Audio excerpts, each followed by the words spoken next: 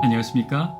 고린도후서 5번째 시간, 양심의 성전을 회복해야 합니다. 양심의 성전을 회복해야 합니다 라는 제목으로 하나님 말씀 증거하도록 하겠습니다. 본문의 말씀 고린도후서 1장 11절부터 있는 말씀 함께 읽습니다. 너희도 우리를 위하여 간구함으로 도우라. 이는 우리가 많은 사람의 기도로 얻은 은사를 인하여 많은 사람도 우리를 위하여 감사하게 하려 함이라. 우리가 세상에서 특별히 너희에게 대하여 하나님의 거룩함과 진실함으로써 하되 육체의 지혜로 하지 아니하고 하나님의 은혜로 행함은 우리 양심에 증거하는 바니 이것이 우리의 자랑이라. 바울은 하나님께서 그의 백성들의 기도를 통하여 역사하고 계심을 잘 알고 있었습니다. 그렇기 때문에 11절에서 바울은 커다란 힘이 있는 중보 기도를 그들에게 부탁하고 있는 것입니다.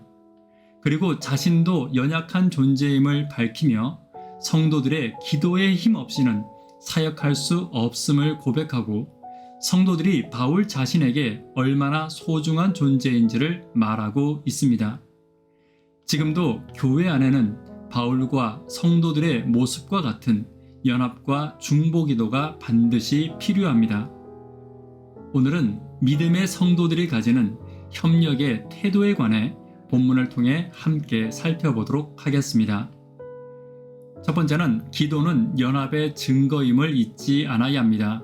11절입니다. 이는 우리가 많은 사람의 기도로 얻은 은사를 인하여 많은 사람도 우리를 위하여 감사하게 하려 함이라. 바울은 위대한 사도였습니다.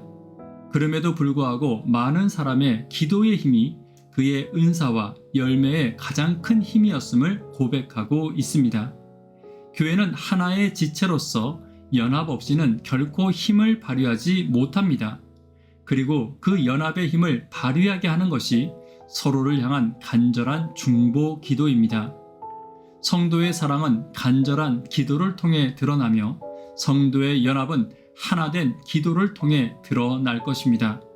성도를 향한 이해와 용서의 마음도 기도를 통해 확인되고 자라나는 것입니다.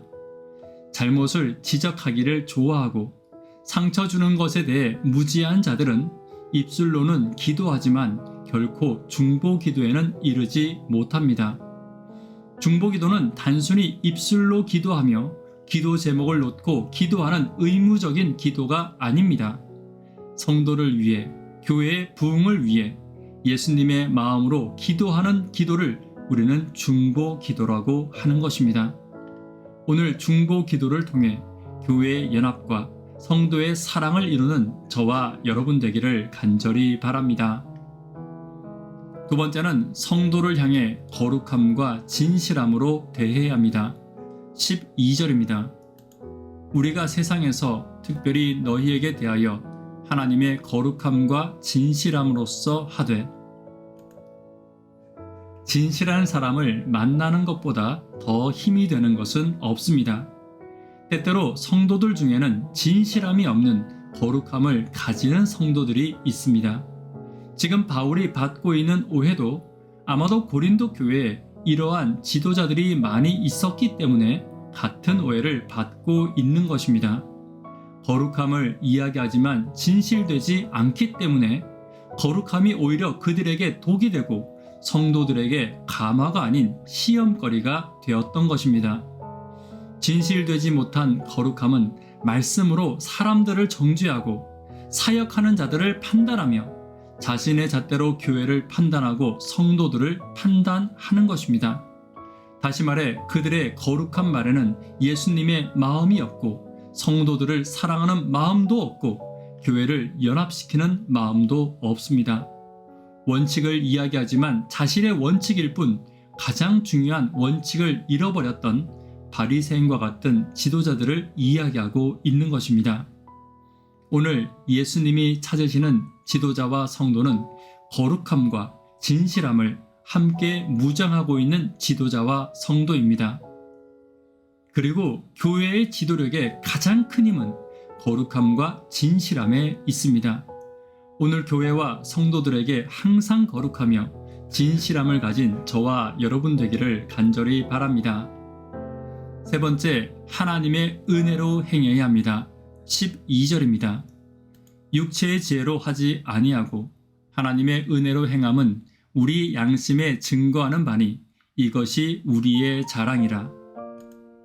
12절에서 말하는 육체의 지혜를 뜻하는 헬라어 소피아는 고린도전서에 많이 나오는 단어로 세상의 지혜, 인간의 지혜로부터 시작되는 동기를 말합니다.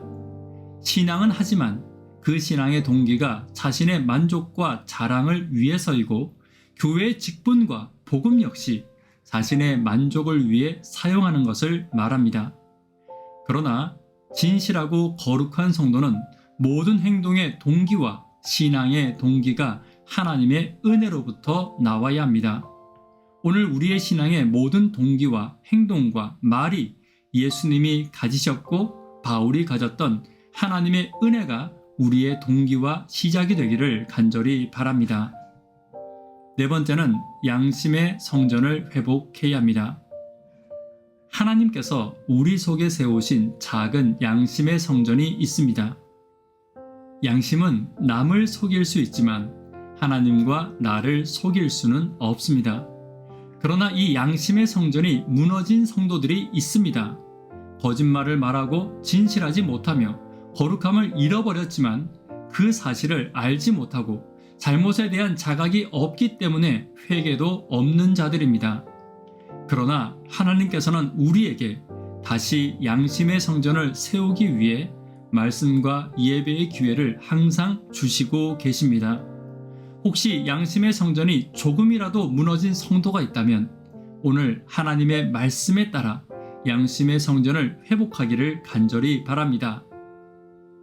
양심의 성전이 바르게 세워질 때 교회 안에서 잘못을 시인하는 일들이 이루어지고 이것으로 비로소 용서가 시작되며 예수님 안에서 참된 연합이 이루어짐을 잊지 않는 저와 여러분 되기를 간절히 바랍니다.